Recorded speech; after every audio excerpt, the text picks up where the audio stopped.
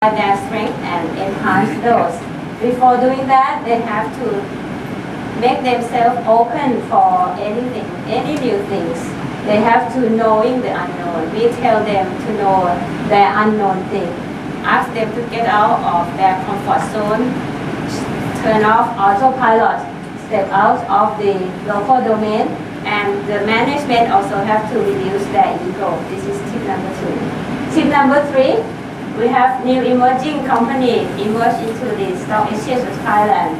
Therefore, they said that I am generation X, my customer is some kind of baby boomer, and my employee is generation Y. How can we communicate among each other? So, to close the gap, the generation gap is important. We need to understand what is the objective of Gen Y. They want to move around, unlike the baby boomer. So that generation gap closing will also help before we do the coaching. Then tip number 4 is check yourself all the time. Periodical review, weekly, monthly, quarterly, or half yearly or annually. So you need to do that all the time so that you'll find out whether you meet the objective or not. And the last one on the tip is you don't measure only the performance side, but you also measure on the behavior and the organization side. That means 50% or 60% can be related to performance and the rest related to people and organization. So those are the tips. And of course, we believe that people development is some kind of investment that we can measure on return on investment. The indicator that we use is the first one.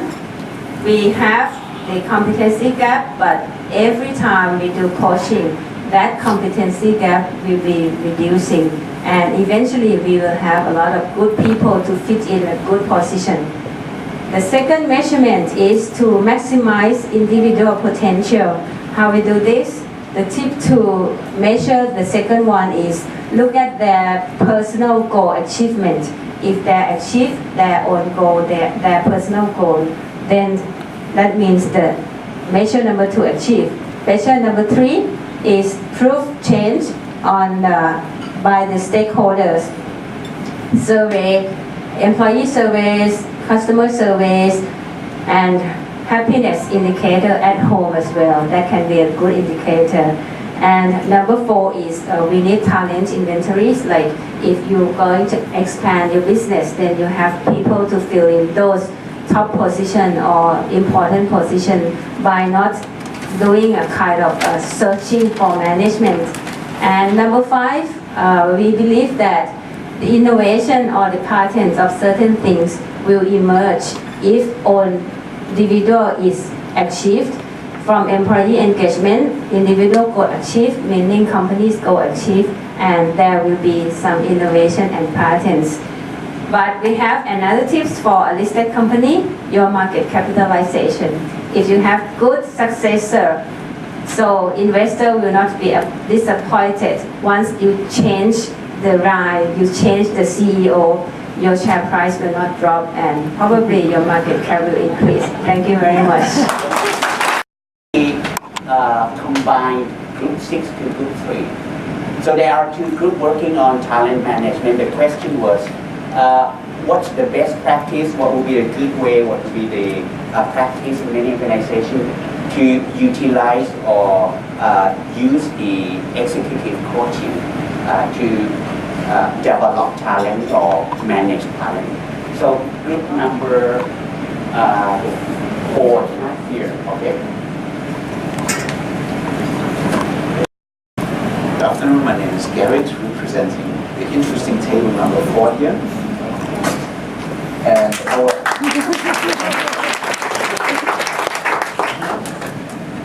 our advice to deploy coaching in organizations are 5 areas. Number 1, creating a coaching culture. Identifying the talent. Number 2. Number 3, setting objectives. Number 4, assessments. 5, selecting and matching the coach. We're done. No. So we heard this already before, not to my surprise, creating the coaching culture from the top. What does that mean? We have realized that maybe particularly in Thailand, coaching is sometimes still understood as a punishment. There's something wrong with this person, we need to fix this person, let's get him or her a coach. At our table we understand coaching more as a development of talents, as a reward. That means maybe the top executives like the CEO, the managing director, should first of all have a coach themselves. Coaching must be understood as a reward. Steve gave a nice example of comparing it with a perk like having a company car. So if the employees in an organization say, oh, my boss has a coach and he benefits so much from that, I want a coach too. And it's not like, oh yeah, I'm the poor guy having a coach because I'm not good enough, I cannot do things myself. Number two is then of course identifying the talents who in your organization should receive coaching from an external coach. And eventually when we talk about creating a coaching culture, you can of course use coaching as a management skill internally in your organization. We heard that already when we were talking about ROI. I think I moved this a little bit backwards. Of course you need to be clear what you want to get out of the coaching. When you start the coaching, the situation is like this. After 3, 6 or 12 months of coaching, you want to be here. What does this future look like? What are the specifics? What are the specific objectives from an organizational point of view?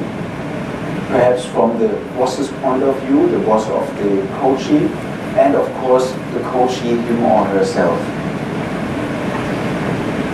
We then discussed that there can be different orders in it. We then discussed that various assessments are very important. What is the situation today?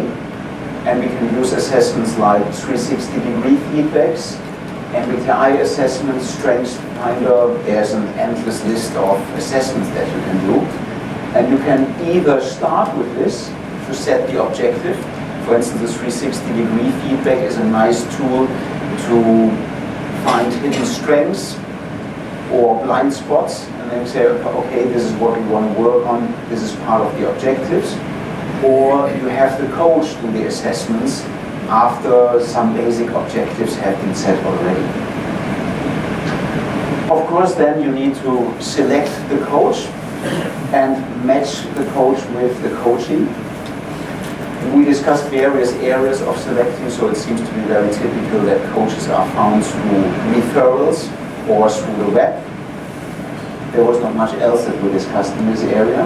And of course, as coaching is something very personal between the coach and the coachee, we must make sure that there's the right match between these two persons who will work so closely with each other. That means we are convinced that the coach as well as the coachee must also have the right to refuse the coaching if they feel they don't match. And I think this is all I have to say on these 5 top advices. Thank you.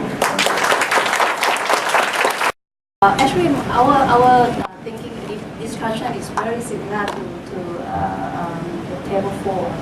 But we are talking about we're starting actually from that how we select the right talent, because we think that if we have the wrong person in the talent program, even you provide the excellent coaching program or very excellent training program, that will be helpful, right? So start with the selection. We look at potential, performance, career aspiration, motivation of the people, because this is the key to the success of the talent program and the coaching program as well. Then we look at, okay, we have the talent already, and then what is the objective?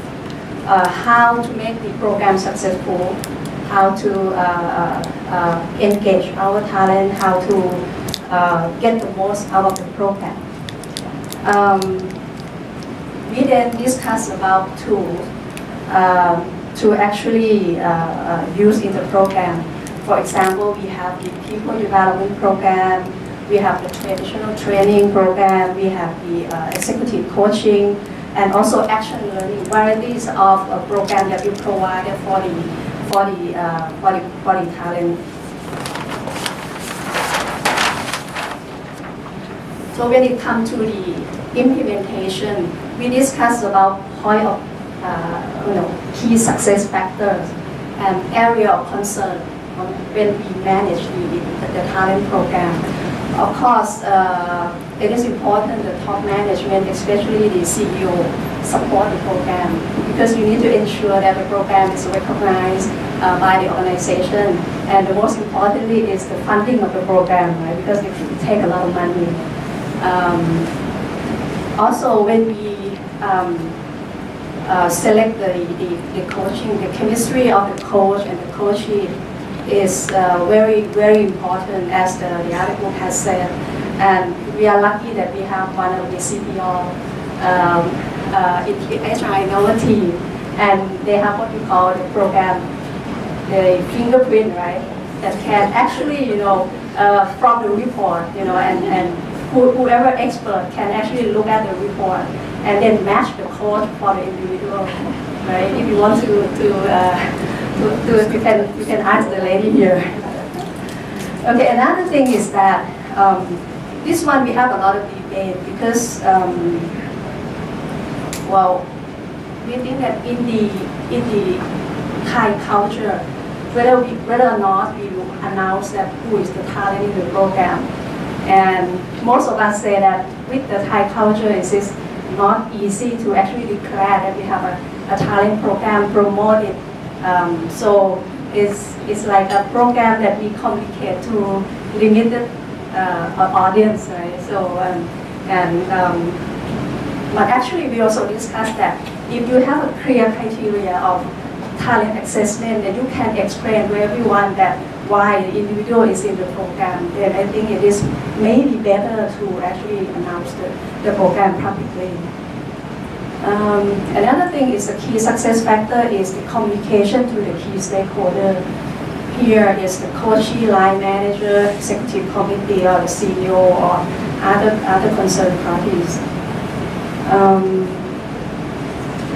So when it comes to the coaching, the area of coaching is also critical. So whether who will be the one who actually set the objective of the coaching. So we discussed that maybe we can use the tool like 360 degree because that will be the angle, the feedback from all the stakeholder of the individual to actually help us set what is to be the objective of the gap of the individual. Okay, thank you very much.